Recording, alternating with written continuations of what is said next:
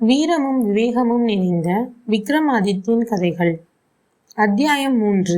இந்திரன் தந்த பரிசு. ஒரு சமயம் விஸ்வாமித்திரர் மிக கடுமையான தவம் இயற்றி இருந்தார். அந்த தவத்தில் அவர் வெற்றியடைந்து விட்டால் தன் பதவிக்கே ஆபத்து வந்துவிடும் என்று இந்திரன் பயந்தான். விஸ்வாமித்திரரின் தவத்தை கலைக்க ரம்பை ஊர்வசியின் உதவியை நாடினான் இந்திரன். இதை அறிந்த இருவருக்குள்ளும் போட்டி ஏற்பட்டது. ரம்பை சொன்னாள், நடனக்கலையில் ஈடு இணையற்றவள் நான், அதனால் நான் தான் பூலோகம் செல்வேன். அதற்கு ஊர்வசி, ரம்பை நடனக்கலையில் மட்டுமே சிறந்தவள், நானோ சகல கலைகளிலும் தேர்ந்தவள், அதனால் பூலோகத்திற்கு நான் தான் செல்வேன் என்றாள். இருவரும் சண்டையிட்டு கொண்டனர். இந்திரன் குழம்பி போனான். இருவரில் யாரை அனுப்புவது தவித்து நின்ற அவன் நாரதரை நாடிச் சென்றான். இந்திரனே, என்ன குழப்பம் என்று கேட்டார் நாரதர். நாரதரிடம் தன் நிலையை சொன்னான் இந்திரன்.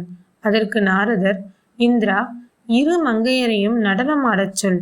யார் வெற்றி பெறுகின்றாரோ அவரையே பூலோகத்திற்கு அனுப்பு என்றார்.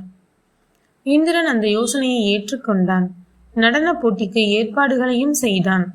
ரம்பை ஊர்வசி இருவரின் நடன போட்டியும் நடைபெற்றது. அதனை காண தேவர்களும் சகல கலைகளின் வல்லுநர்களும் அங்கே குழுமி இருந்தனர். ரம்பை ஊர்வசி இருவருமே மிகச் சிறப்பாக நடனமாடினர். இருவரில் யார் சிறந்தவள் என்று தேர்ந்தெடுப்பதில் குழப்பம் ஏற்பட்டது. அப்போது நாரதர், தேவேந்திரா, பூலோகத்தில் காளி தேவியின் அருள் பெற்ற விக்ரமாதித்யன் ஆட்சி புரிந்து வருகிறான். அவன் சகல கலைகளிலும் தேர்ச்சி பெற்றுள்ளான். குறிப்பாக அவன் நடனக்கலையில் மிகவும் தேர்ச்சி பெற்றுள்ளான். அவனால் மட்டுமே இதற்கு தீர்ப்பு வழங்க முடியும் என்றார். இந்திரன் தன் தேரோட்டியான மாதிரியை கூப்பிட்டான். மாதிரி, உஜ்ஜயினி பட்டணத்திற்கு சென்று உடனே விக்ரமாதித்தனை இங்கு அழைத்து வா என்று ஆணையிட்டான். மாதிரி அதனை விரும்பவில்லை. மானிடனான விக்ரமாதித்யனை இந்திரலோகத்திற்கு அழைத்து வருவதா என்று தனக்குள் பொறுமினான். நாரதர் அவன் எண்ணத்தை புரிந்து கொண்டார். மாதிரி, நீ நினைப்பது போல் விக்ரமாதித்தன் சாதாரண மனிதன் இல்லை. அவன் தேவர்களுக்கெல்லாம் மேலானவன். இந்த வழக்கையும் தீர்த்து வைக்க தகுதியானவன். விரைந்து சென்று அவனை அழைத்து வா என்றார். மாதிரி பூலோகம் சென்றான். விக்ரமாதித்தனை சந்தித்தான். இந்திரனின் அழைப்பை பற்றியும் சொன்னான். விக்ரமாதித்தன் நேராக காளி கோவிலுக்கு சென்றார். காளியின் அருளையும் எலும்பிச்சம்பழமும் திருநீரும் பெற்றுக்கொண்டு இந்திரலோகம் சென்றார். மாதிரிக்கு இன்னும் மனம் ஆறவில்லை. அற்ப மானிடன் இவன் இந்திரலோகம் வருவதா என்று எண்ணியபடியே விமானத்தை மேலே நோக்கி கிளப்பினான். இதனை புரிந்து கொண்ட விக்ரமாதித்தன் தனது வலது கால் பெருவிரலை தேர்தட்டில் பலமாக ஊன்றினார். மாதிரி எவ்வளவோ முயன்று விமானத்தை மேலெழுப்ப முடியவில்லை. மாதிரி விக்ரமாதித்தனிடம் மன்னிப்பு கேட்டு கொண்டான். அதன் பின்னர் விமானம் மேலெழும்ப இருவரும் கிளம்பினர். இந்திரலோகத்தில் விக்ரமாதித்தனுக்கு மிக பெரிய வரவேற்பு கிடைத்தது. சிறப்பு ஆசனத்தில் விக்ரமாதித்தன் அமர்ந்தார்.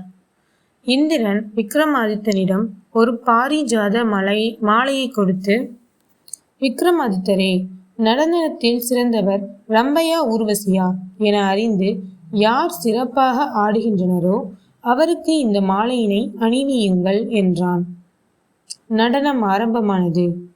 ரம்பையும் ஊர்வசியும் சிறப்பாக நடனமாடினர். யார் சிறந்தவர் என்று தேர்ந்தெடுப்பதில் விக்ரமாதித்தனுக்கும் குழப்பமாகத்தான் இருந்தது. விக்ரமாதித்தன் இந்திரனிடம், தேவேந்திரா, இருவரும் இன்று தனித்தனியாக நடனமாடினார்கள். நாளை இருவரையும் ஒரே நேரத்தில் நடனமாடச் செய்வோம். பின்னர் நான் தீர்ப்பை சொல்லுகிறேன் என்றார். இந்திரனும் சம்மதித்தான். மறுநாள் காலையில் நந்தவனம் சென்ற விக்ரமாதித்தன் அங்குள்ள மலர்களை பறித்தார். 2 பூச்செண்டுகளை கட்டினார். 2லும் ஏராளமான வண்டுகளை திணித்து கட்டினார். அன்று இரவு 2 பூச்செண்டுகளையும் எடுத்துக்கொண்டு மன்றத்திற்கு சென்றார் விக்ரமாதித்தன். நடனம் ஆரம்பிக்கும் முன்பு இருவரும் கையில் பூச்செண்டுடன் ஆடுங்கள் என்று சொல்லி ஆளுக்கொரு பூச்செண்டை கொடுத்தார். கையில் பூச்செண்டுடன் இருவரும் நடனமாட ஆரம்பித்தனர். ரம்பை நடன வேகத்தில் தன்னை மறந்தாள். அதனால் பூச்செண்டை பெரிதும் அழுத்தினாள். உள்ளே இருந்த வண்டுகள் வெளியே வந்து அவளது கையை கடித்தன. வலி பொறுக்க முடியாமல் ரம்பை தன் ஆட்டத்தை மறந்தாள். தாறுமாறாக ஆடினாள். தாளம் தப்பி ஆடத் தொடங்கினாள். ஊர்வசி நிதானமாக ஆடினாள். பூச்செண்டை மென்மையாக கையில் பற்றி இருந்தாள். வண்டுகள் வெளிப்படவில்லை. அதனால் மிகச் சிறப்பாக நடனமாடினாள். விக்ரமாதித்தன் தன் தீர்ப்பை வழங்கினார். ஊர்வசியே மிகச் சிறந்த நடன தாரகை என்றவர் தன் கையில் இருந்த பாரிஜாத மாலையை அவளுக்கே அணிவித்தார். இந்திரன் விக்ரமாதித்தனை பெரிதாக பாராட்டியதோடு தான் இந்திர பதவி அடைந்த போது சிவபெருமானால் பரிசாக கொடுக்கப்பட்ட சிம்மாசனத்தை விக்ரமாதித்தனுக்கு பரிசாக தந்தான். விக்ரமாதித்தன் மனம் மகிழ்ந்து போய் உஜ்ஜயினி வந்து சேர்ந்தார்.